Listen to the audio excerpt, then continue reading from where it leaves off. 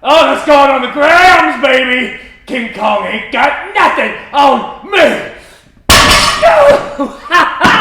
That's pretty good, right, Coach? Right? No? Huh. Man. In the deadlift, it's important to be able to set your back in extension. And when we teach the deadlift, we cue this in step 4 of the teaching phase. So we have stance, grip, shins, chest, that's step 4, and then pull. And when we say chest, what we really mean is to lift your chest or squeeze your chest up. And what that will typically do in most cases is set off this nice wave of contraction, this wave of extension that extends down the back, setting the entire back, the upper back and the lower back in extension, in rigid extension, so that we have nice, efficient force transfer from our hips and our legs, which are generating the force, through our back, down through our arms, and down into the barbell. So our back isn't this wiggly column of bones. Instead, it's a very rigid column capable of force transfer. However, sometimes it can be tricky to set the lower back, the lumbar spine, in extension. So we're going to help you fix that today.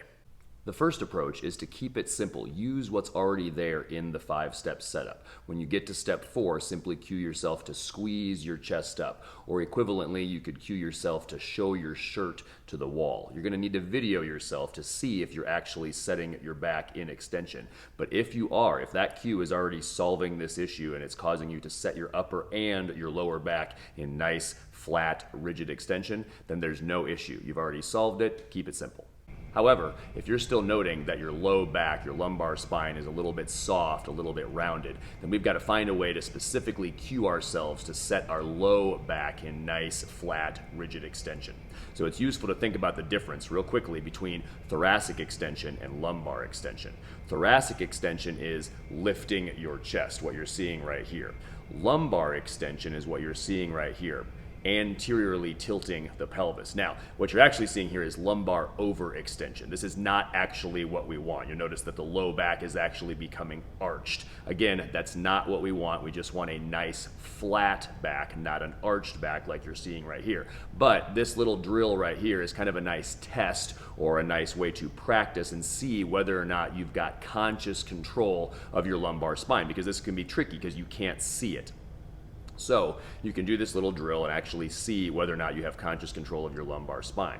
Now, what are a couple cues that we can use when we're actually setting up in the deadlift to cue ourselves to set our low back? One approach is to simply tell yourself to push your belly down between your thighs or shove your belly down between your thighs. This will typically do a very nice job of getting you to set your low back nice and flat and tight.